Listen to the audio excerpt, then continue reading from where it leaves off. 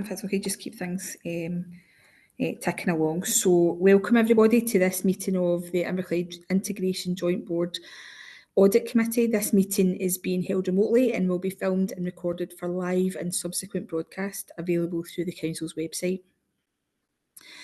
The Integration Joint Board is a joint data controller with Inverclyde Council and NHS Greater Glasgow and Clyde under the General Data Protection Regulations and the Data Protection Act 2018. This meeting will be broadcast and recorded to fulfil our public task obligation to enable members of the public to observe the democratic process. Data collected during this remote meeting will be retained in accordance with Council published policies available through the Council's website. Members of the IJB Audit Committee are reminded that they should follow the IJB's established meeting protocol, including around the use of the chat facility, and that comments made in the chat facility are visible to all participants in the meeting, which may include members of the public who have also received invites to the meeting. Thank you for bearing with me while I gave that statement. So thank you everybody for being here, and can I just check if we have, first of all, any apologies, substitutions and declarations of interest for the meeting? We have no apologies. Are there any declarations of interest? I don't see any hands up, so I'll take that as a no. Can we look then at the next agenda item, which is the minute of the meeting of our Audit Committee on the 28th of November. And it's been approved already by the IJB for business continuity. I think we've got a note saying, but can we just have a look at it, because it's the first chance that we as a committee have had to look at those particular minutes. I won't go through them page by page, but we've just got 2 pages anyway, and I'll be quite happy with that as an accurate record of that particular meeting. Again, I'm not seeing any comments, I'm not seeing any hands, so I take it that we're okay with that. So thank you very much for formally approving those after the effect. So if we move on then to agenda item 3, which is our rolling annual work plan, which is on page 3 of our papers. And are there any comments or questions that anybody wants to bring up on that, or anything that officers?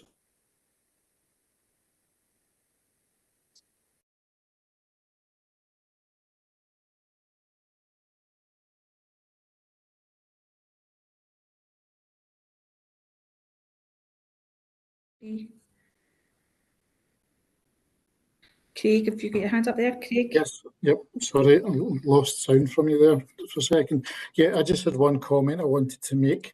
The external audit plan, which is in for March and is on today's paper, is going to be in June. Yeah. The reason for that is our auditors don't have the plan yet, so we're having I'm actually meeting with them, I think it's either tomorrow or Wednesday, so it's just say that will be June, so that's okay. That side of things.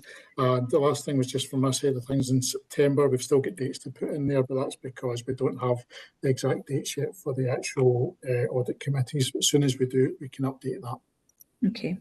Can I just check, have we changed the format of this in terms of how we present it? Because I'm kind of struggling to see, you know, like that things should be in March, but obviously I then had to kind of say, is there anything there, rather than knowing immediately that the external audit action plan isn't ready to go, other than that it's not on the agenda?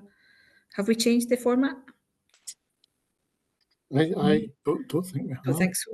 Okay, it's maybe something I'll have a look at, because it's kind of tricky to kind of say, yeah, that is on track and not on track from how it is presented. We may have to have a look at that.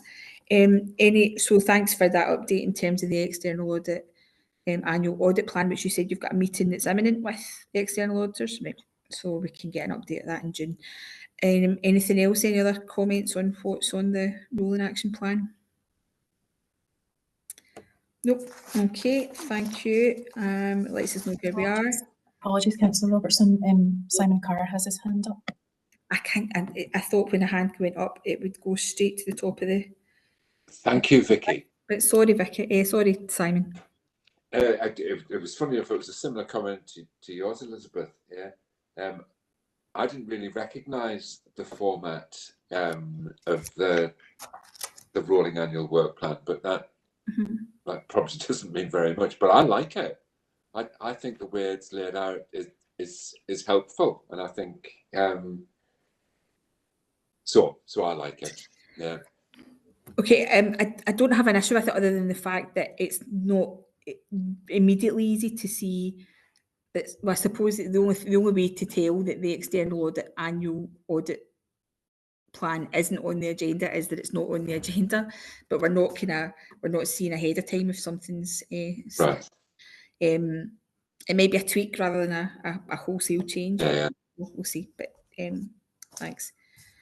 Any other comments? I'm going to flick through the screen here to see if there's anything else. No, okay. So moving on then to agenda item 4, which is their internal audit progress report from August to February. Andy? Thanks, Chair. So this is a regular progress report on internal audit activity undertaken in relation to the Integration Joint Board. Since the last internal audit progress report to the September meeting of the Audit Committee, one internal audit report has been finalised in relation to IJB workforce planning arrangements. The overall control environment opinion was satisfactory.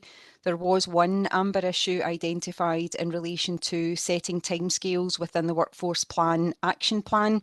Specifically, there are a number of actions which will take more than 1 year to implement, and it makes progress more difficult to review and ensure priority actions are being addressed and intermediate actions have still to be set. There were 3 issues identified, one of which we consider to be individually significant, and an action plan is in place to address all issues by the 31st of December. As an update, Chair, the other audit report on the IJB response and recovery arrangements is currently at draft report stage, and the final report will be presented to the next meeting of the Audit Committee in June. To follow by the 1st of January, both of which have missed the deadline set by management. These related to the reporting of progress in relation to the strategic plan. That itself has been impacted by the update of the strategic plan, which has been delayed. The updated plan is due to go to today's meeting of the Integration Joint Board, and the current status report is attached to Appendix 1. In terms of updates from partner organisations, these are set out at paragraphs 3.11 and 3.12 of the report for noting, and internal audit teams at the partner organisations are responsible for following up on the relevant action plans, and any areas of concern would be highlighted to this committee. That's really the update for today, Chair, but I'm happy to take any questions or comments. Thank you. Thanks very much, Andy, and it's a really helpful report as ever. Can I just check if there are any questions or comments? Anybody would make? Simon, I can see your hands up this time. Thank you, Elizabeth. I got a bit confused about the managing timescales within the workforce action plan, because it identified 3 issues, but I'm not seeing where those issues are, Andy. Andy, you want to come back in? Sorry, Chair. Simon, we only report on the red and amber issues. The other 2 issues were green. However, I can circulate a copy of the report. And where's the amber issue? Members, if that would be helpful. And what was the amber issue set out at the detail? There was one amber issue in relation to the actual high-level actions, and number of high-level actions within the workforce plan. There's a separate action plan to deliver the workforce plan, and those actions, some of them span over more than 1 year, and it can become a little bit more difficult for the board to track progress through each year. So what we were looking for was sort of sub-actions or milestones to underpin each of those high-level actions, and that would allow the board itself to model those, and Craig and his team are working currently.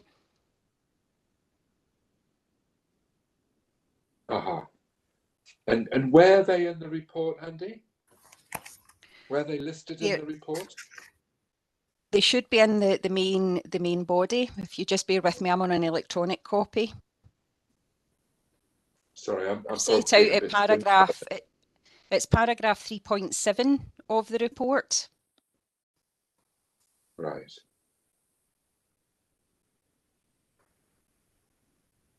Okay, but it doesn't. And the issue is just the timescales issue. Yes, That yes, is that's the the main. issue. Yes, that's the main issue Right. in terms of we've got a number of high-level Okay. actions. Okay. They're all programmed in.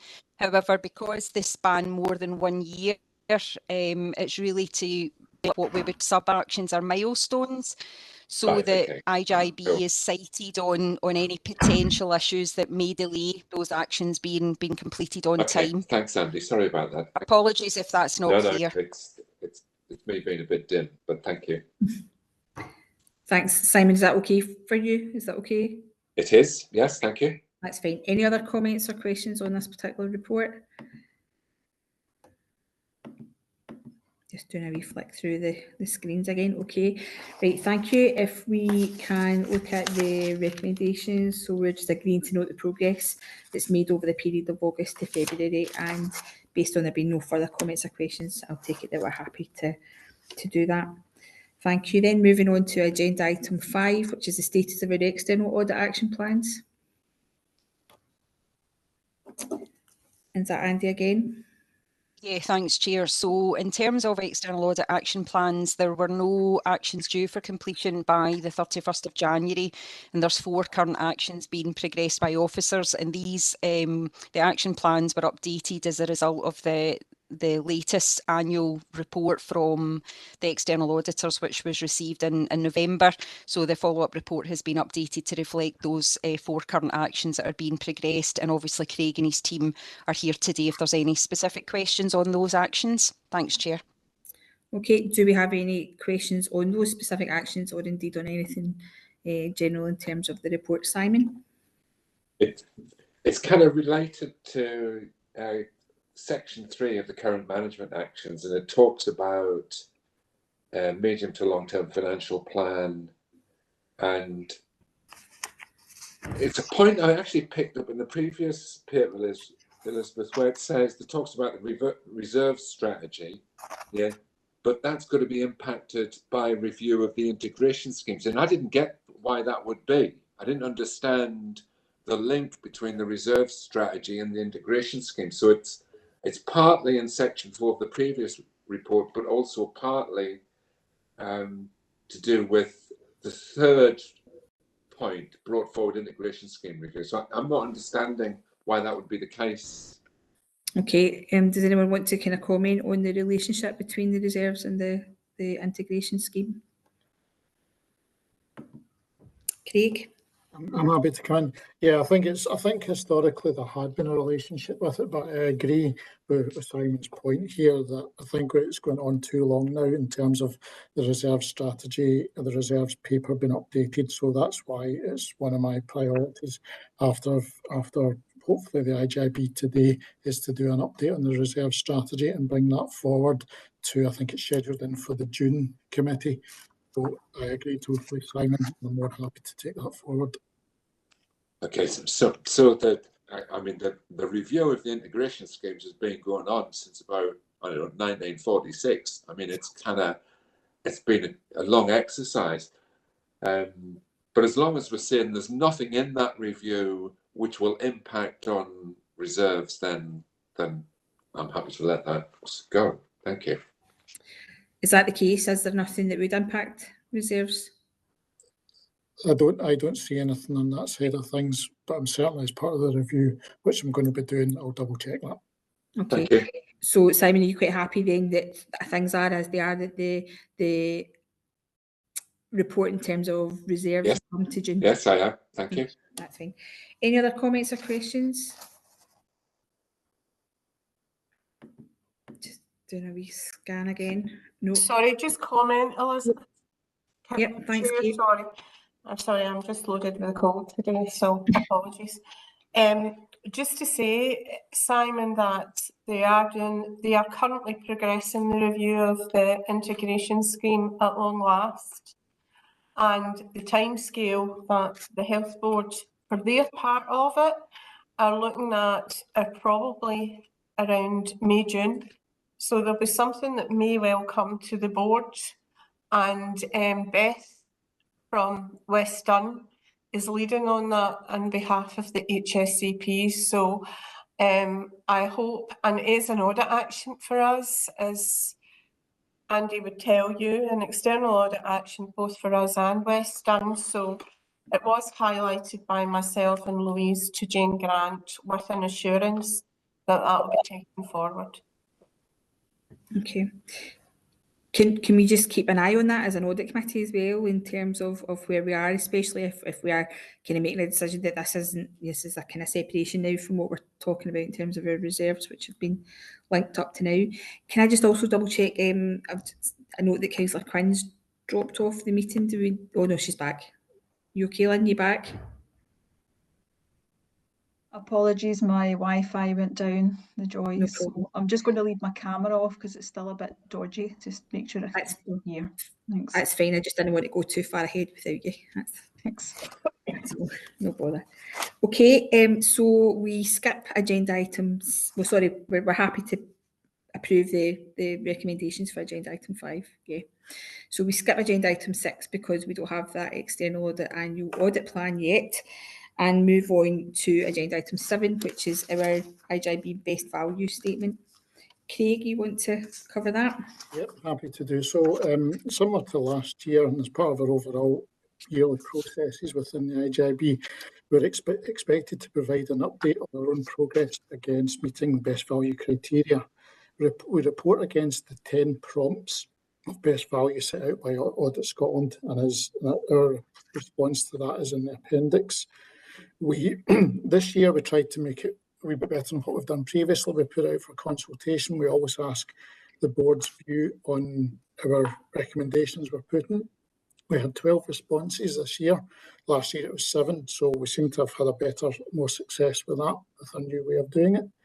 We've updated these responses and we've highlighted what we'd say the main comments that we've had and some of our replies to it within the report.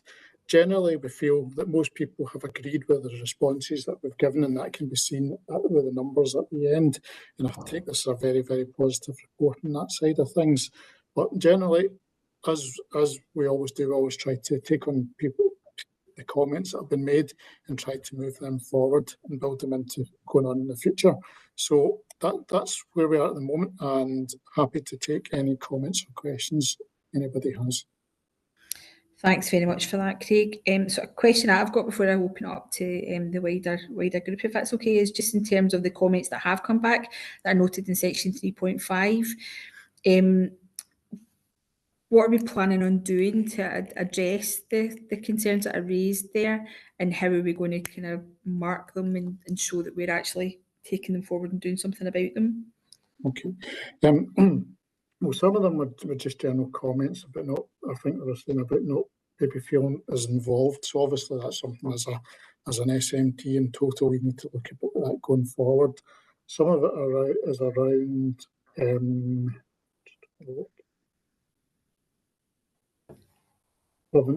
again, we've said that we're happy if anybody who's unhappy with what we're saying, we're more than happy to meet with them and have that conversation with them. The way we've done it, the responses were anonymous. So some of the stuff on that side of things, it makes it difficult to identify. But I suppose I want to use this as a forum to say that we're more than happy to chat that through with anybody that has any concerns around it.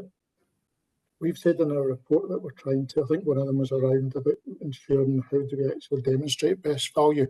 What we're going to try and do in our reports that we've got going forward is try to put specific comments in at the relevant areas where we think we can say this is us identifying best value. A lot of that's going to be financial, but some of it is probably going to be non-financial as well. So it's a bit of a work in progress for us on that side of things, but we're certainly, we tried our best to try and take into account what everybody's saying here and take that forward. Don't know if Kate, if you've got anything else you would like to add on to that. Thanks, Kate. Yeah, I mean, in terms of some of the views, there was a view around the performance and the relationship between performance and best value, particularly where it sits with our strategic planning group and what our priorities are. And I think that's fair comment, okay, and I think that's something that you picked up at our pre-agenda meeting, Chair. about where does that sit with the audit, and in terms of monitoring any of the areas that are a bit tricky for us and that maybe we weren't making as much progress as we wanted to. So I felt that I felt it was a fair comment that was made, because I've been asking myself the same thing about how we are monitoring that performance, and particularly when we're not meeting our own objectives in it. So hopefully the conversations that we'll have in the next few weeks, it'll help us to kind of give us a bit of clarity around that. Okay. I kind of see from the comments that are there, some of them are just about the sort of how we do things, process, culture, all that kind of thing, and it's hard to maybe tie those down as specific actions, but I think it would be useful for us to sort of keep this, keep sight of it really, so that we know that we are, if people have made comments and said that certain things need to change or improve, then that we make sure we follow through on that. Any other comments or questions on this paper?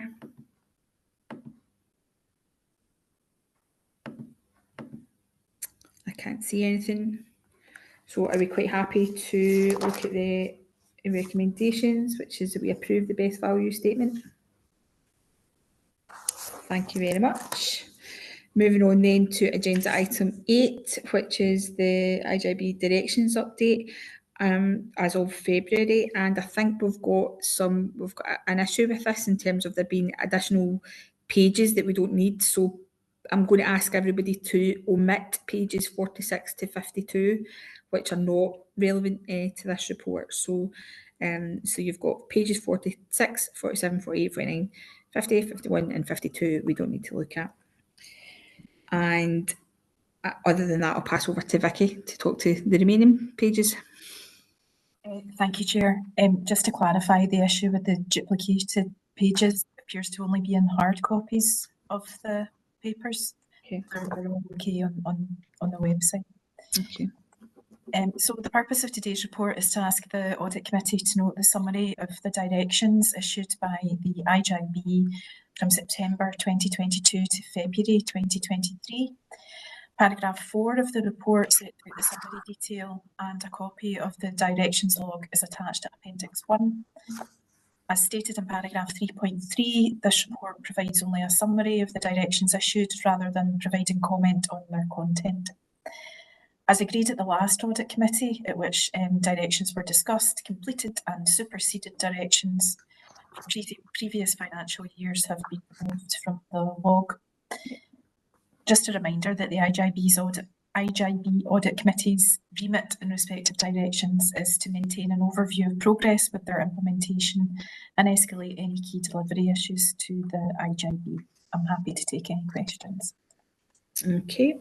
Any questions on the content? Any matters that require escalation? I can't see anything, but I'm not seeing any comments or questions coming from the group.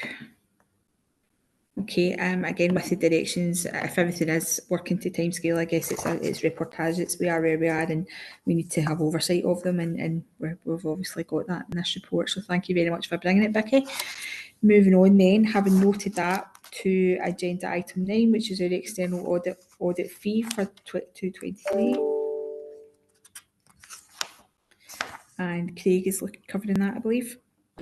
Thank you very much there yourself. This is the audit fee for 22-23.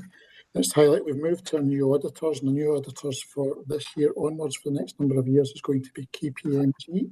The report shows an increase over the last number of years that there's been a flat fee that are charged to all IJBs.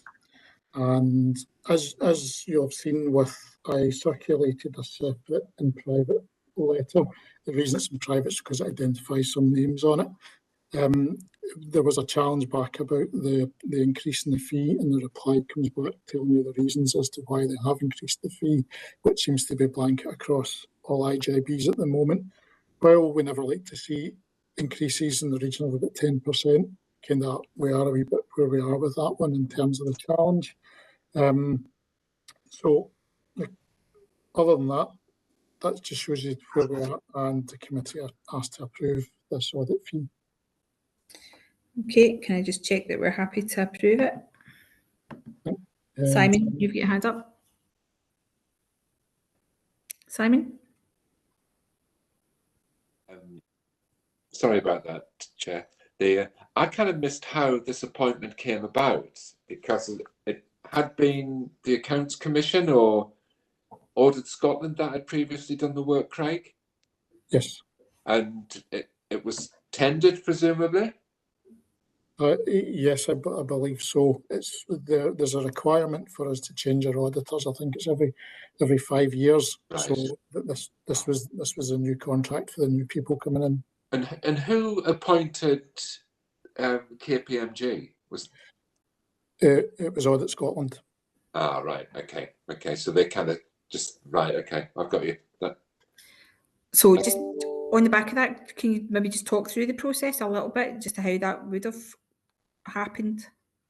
It's every 5 years, Audit Scotland have a responsibility to rotate the auditors who do the relevant audits. We last time round we actually had Audit Scotland, but as you can imagine, Audit Scotland can't get around absolutely everybody, so they bring in other accountancy firms, audit firms to do that. And ours this time has been just, there's no real rhyme or reason to it as to where they get paired into. We've got KPMG this time. All the audit firms are equally competent as one another. So on this occasion, we've got KPMG for the next, I think it's 4 to 5 years, and I've already started discussions with them. So we're already on the process of going forward with that. So relatively comfortable on that side of things. Right, thank you. Is that clarified that a bit more, Simon? It has, yeah. Thanks very much. It's kind of, it's not as though we have much choice about it. No, not really. Not really. And the fee again is what it is. I just asked for a little bit of year-on-year context so we could see how much things have gone up, and it is a bit of a sharper increase this year than previous years. But I guess we're probably aware of the reasons why that might be. Okay, so I'd be quite happy to approve the proposed audit fee, given that we can't not. And moving on then to agenda item 10, which is our own risk register. Craig, is it yourself that's going to cover that, or is? Yep. Yep. Yeah, I'm happy to at least introduce it. The risks are owned by all heads of service, so I'm happy to do the introduction to it. Please see, I was just saying, please see the most current issues that we have, and these are the ones that are facing the organisation, and we've highlighted all the updates we have in section 4.1. Since the pre-agenda, we have updated the appendix to show any movements in the scores, and we've split out the current controls to the new controls that we've got, and we've also added in timescales where we feel it was appropriate. The comment came back, I think, at the pre-agenda was some of the new controls were maybe not new controls, so we tried to add them into our existing current controls just to try and make it a little bit cleaner for everybody. But I'm more than happy to take any questions anyone has. Okay, thank you. Any questions or comments on the risk register? Simon again. Thanks, Elizabeth, and thanks very much, Craig. I had 2 minor comments about this report. One, I mean, this is very minor. It's about presenting the risks in the highest score first, all the way down to the bottoms. Whereas at the minute we start with 9s, then we go to 15, then we go back to 9s. There's something about presentationally for me, starting with the highest score and then working down the way. But that is a minor point. The other point is perhaps more substantial, is to do with risks 3 and 5, financial sustainability and workforce planning. And I just wondered, I guess this is for the officers to do, but it struck me that at number 3, to have the likelihood, I think it's the likelihood of financial issues at 3, seems low to me. We know we've got medium-term financial issues and a risk and a kind of score of 3. I mean, this all becomes a bit arbitrary, Chair. In terms of what one man's 3 is another man's 3.5. But it does strike me that 3 doesn't properly reflect the likelihood of the difficulties that we will be facing over the next 3 or 4 years. And similarly, in terms of workforce sustainability, again, we've got a likelihood rating of 3, whereas we know we're struggling with workforce issues, and I wondered whether that was a 4. So that would change the profile of the risk register, but, you know, perhaps there's a kind of solid rationale for leaving them at 3s. Okay, does anybody want to comment on the 3s? Kate? I think we had that discussion, Simon, and we felt this year, I think that the 3s were more appropriate. I think that they are. This is getting, I think that our recommendation was to update it twice yearly. And I would rather show that we're managing, the risk is moving as opposed to it becoming a static risk register. One of the things that struck me, and I've never noticed it before, but it's always amazing when you get it in a different set of papers, it says the IJB risk register. I'm not sure it's an IJB risk register. I think it's a health and social care partnership risk register, because the risk register needs to lie for the organisation, and the IJB is the board, so that's something that we might want to think about moving forward. And particularly the audit committee, because I think that we do use that word IJB when actually it should be health and social care partnership, because it's the IJB that provides the governance. But I'm happy to kind of stand corrected in that one. Okay, I know that that's been sort of hotly discussed and debated at various development sessions in the past. I don't know, Andy. Right, so I'm not bringing. No, it's okay, Andy. I don't know if you want to kind of come in on that. Thanks, Chair. So I think it's more about the differential between the strategic board and the operational. So I don't know if you'll remember, Chair, we had a detailed session on risk management with an external provider, and it was about making sure the IJB remained strategic and didn't disappear into the sort of operational matter. So it was trying to divorce what was operational risk from what is a strategic risk for the board to manage.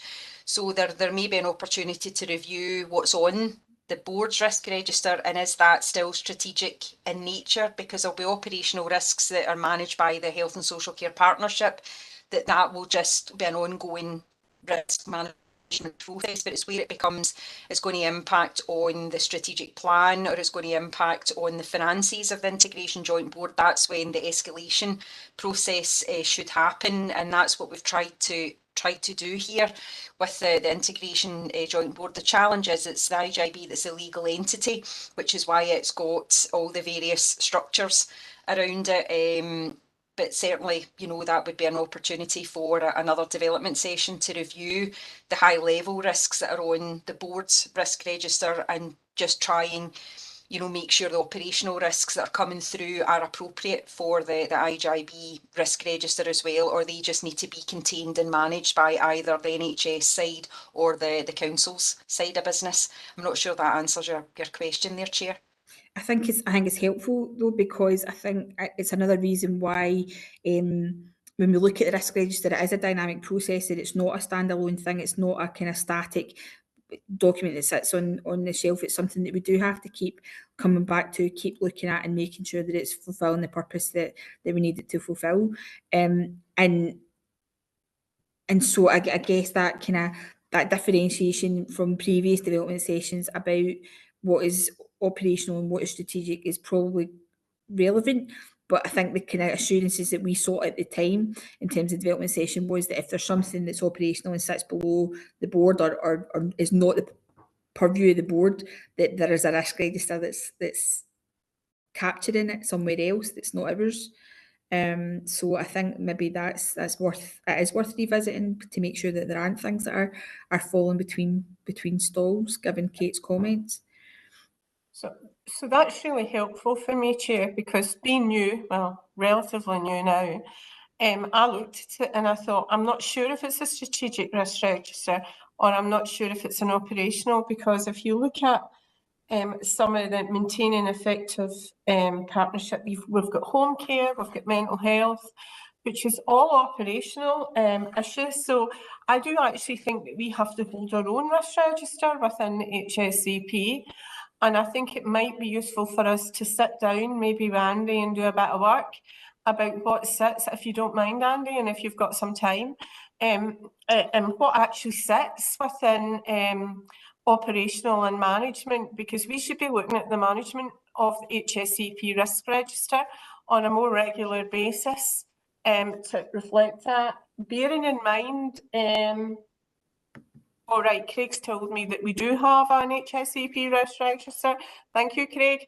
I didn't know that. So we might want to kind of reflect some of this in the HSCP risk register too. So I think we probably need a bit of work, but it was just something that I was thinking. I thought, right, okay, we've got a lot of operational stuff, and I can appreciate that the IJB needs to be aware of that, but they need to be satisfied that we're doing something about that operationally to manage that risk. And it's the escalation of it to the IJB is a bit that we probably, and there's probably too much detail. I don't think people need to know about an early referral systems and things like that to tell you how we're mitigating risk in that area. So I think I would welcome some further conversation as being relatively new here. Fantastic, that's really helpful. And Gina, you've got your hand up as well, if that's okay. Yep, thanks, Chair. Hope everybody's okay with me coming in. I've recently taken over supporting Craig with the risk registers. We obviously have our individual service risk registers that are amalgamated up with the highest risk going to the HSCP risk register, which goes to SMT. And then obviously we've got our IJB risk register. I think some of the comments about the interface between the HSCP risk register and the IJB risk register are ones that I've discussed with Craig, just around what that interface is. And just trying to be clear around what are the operational risks, what are the strategic risks. So I think we're aware that there is a bit of work that we still need to do to kind of bring those two together to make sure that we get the interface right and that we're reporting the correct information and the correct risks up to the IJB. So it is a piece of work that we already are starting to look at. Thank you. That's really helpful. And again, if we can just be kind of kept up to date with how the discussions are going, and if we do need any further development sessions for new members or whatever, then can we pick that up as well? Any other comments or questions? Can I just ask a quick question before we close off? Craig, we've done a bit significant work in terms of risk appetite, and I'm just double checking where that's all sitting in the kind of evolution of the risk register as it moves along. Yeah, absolutely. We have done quite a bit of work on the risk appetite side of things. It needs to be picked up again, to be honest with you. It's just with budgets and various things have kind of fallen a little bit by the wayside, but it is very much, it's on my board, if it makes you feel any better. If it's on the board, it'll happen. Hopefully you'll believe me when I say that. We will pick it up shortly again. I think probably it's timely to do that then. If there's going to be a piece of work that does a bit of differentiation between operational and strategic, HSCP and IJB, then obviously this is an IJB risk appetite that we've kind of looked at. So it might be useful kind of feeding that in if that piece of work's happening anyway. If that's okay. Last call for any comments or questions. Can't see anything. So by my reckoning, that is us at the end of the agenda, unless somebody's going to pull out a secret item 11 that I have no prior knowledge of.